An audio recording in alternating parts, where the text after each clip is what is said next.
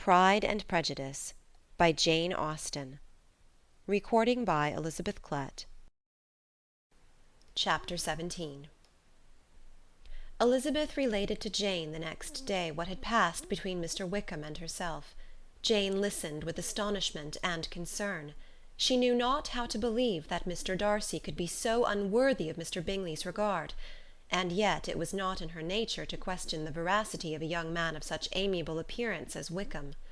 The possibility of his having endured such unkindness was enough to interest all her tender feelings, and nothing remained therefore to be done but to think well of them both, to defend the conduct of each, and throw into the account of accident or mistake whatever could not be otherwise explained. "They have both," said she, "been deceived, I dare say, in some way or other, of which we can form no idea. Interested people have perhaps misrepresented each to the other. It is, in short, impossible for us to conjecture the causes or circumstances which may have alienated them, without actual blame on either side." "Very true indeed. And now, my dear Jane, what have you got to say on behalf of the interested people who have probably been concerned in the business? Do clear them too, or we shall be obliged to think ill of somebody." "Laugh as much as you choose, but you will not laugh me out of my opinion.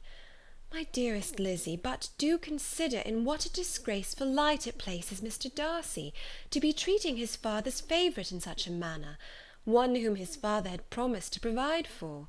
It is impossible. No man of common humanity, no man who had any value for his character, could be capable of it. Can his most intimate friends be so excessively deceived in him? Oh, no! I can much more easily believe Mr. Bingley's being imposed on, than that Mr. Wickham should invent such a history of himself as he gave me last night. Names, facts, everything mentioned without ceremony. If it be not so, let Mr. Darcy contradict it. Besides, there was truth in his looks." "It is difficult indeed. It is distressing. One does not know what to think." "I beg your pardon. One knows exactly what to think." But Jane could think with certainty on only one point, that Mr. Bingley, if he had been imposed on, would have much to suffer when the affair became public. The two young ladies were summoned from the shrubbery where this conversation passed, by the arrival of the very persons of whom they had been speaking. Mr. Bingley and his sisters came to give their personal invitation for the long-expected ball at Netherfield, which was fixed for the following Tuesday. The two ladies were delighted to see their dear friend again, called it an age since they had met, and repeatedly asked what she had been doing with herself since their separation. To the rest of the family they paid little attention, avoiding Mrs. Bennet as much as possible, saying not much to Elizabeth, and nothing at all to the others. They were soon gone again, rising from their seats with an activity which took their brother by surprise, and hurrying off as if eager to escape from Mrs. Bennet's civilities. The prospect of the Netherfield ball was extremely agreeable to every female of the family. Mrs. Bennet chose to consider it as given in compliment to her eldest daughter, and was particularly flattered by receiving the invitation from Mr. Bingley himself, instead of a ceremonious card. Jane pictured to herself a happy evening in the society of her two friends, and the attentions of her brother; and Elizabeth thought with pleasure of dancing a great deal with Mr. Wickham, and of seeing a confirmation of everything in Mr. Darcy's look and behaviour.